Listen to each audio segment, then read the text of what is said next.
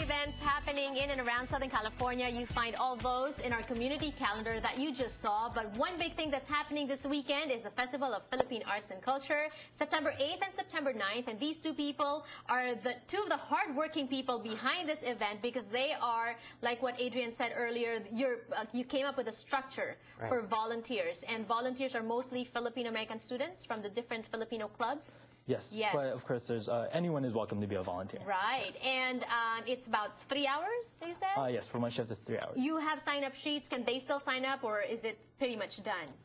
Pretty much, right now we're assigning the shifts for the volunteers, so the volunteer sign-ups already been done. So right now our job is to sort of coordinate for them. And Is that why you can smile now, or is it when is it most difficult to get sign-ups, or the actual work itself? I would say the biggest challenge is the day of, especially since we didn't have this structure this year. And so definitely we gave their thoughts in mind, like definitely engaging them in the different pavilions and definitely engaging them all around the festival. Can they pick which pavilion maybe I'm more interested with the youth, or, you know, just... Well, actually, the pavilions already have assigned organizations that they work with. Like, for example, the Escuela Cultura Youth Pavilion, it's actually been spearheaded by Cal State Fullerton's Filipino Club. And the Senior Pavilion has been spearheaded by UCI Kababayan in the past few years. I really like what's going on. I really, you know, FPAC is organized by Fil-Ams Arts, which is a nonprofit organization, a Filipino nonprofit organization. But yes, you're right. You have to take ownership. This is a community event more than anything, and that's why it's good to see young people like yourselves being engaged in something like this. You know, we've talked about this on the show before. We talk about Philippine history or Philippine heritage or Philippine culture.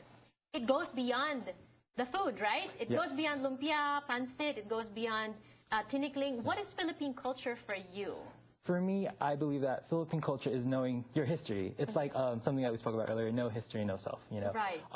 Because I think we, as Filipinos, or with any culture, you won't have a very concrete idea of your own identity if you don't know where your ancestors came from or where your history comes from. Yes, in Tagalog, we have that saying, ang hindi lumingon sa pinanggalingan, hindi makakarating sa paroroonan, right? So if you don't look back at, you know, your history, you can't really figure out where you're going to next, or you're going forward. What have you learned from FPAC now? What do you know now about FPAC that you wouldn't have learned if you weren't involved?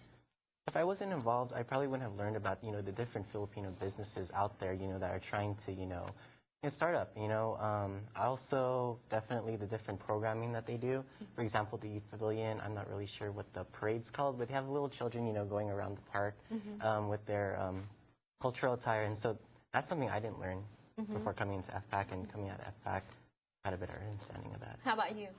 Something I actually didn't know before coming into FPAC was all the different organizations, or Filipino organizations that are alive here in SoCal. I've always heard that, yes, California is highly populated with Filipinos, but I never knew that there were so many different networks or different organizations that actually work collaboratively to put on programming together. Right, and you know, they always talk about the generation gap. They always talk about the Filipino immigration generation, immigrant generation, and the Filipino-American generation, that there's a disconnect. They said if you're born and raised in the Philippines as opposed to being born and raised here, different perceptions, different views and all that. And I think FPAC erases all that, because FPAC is one space where we can all come together as a family, correct, Adrian? Definitely. Are you going to be there 2 days?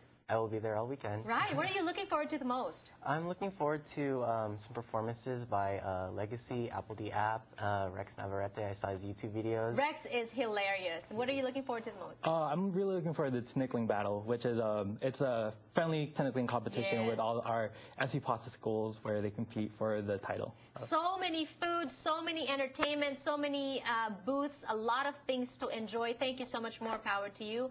One of those things that you will enjoy, entertainment, like what Adrian said. One of the performers, Jason Farrell from ABC's Duets, is going to be joining us when we return on the show. Don't go away.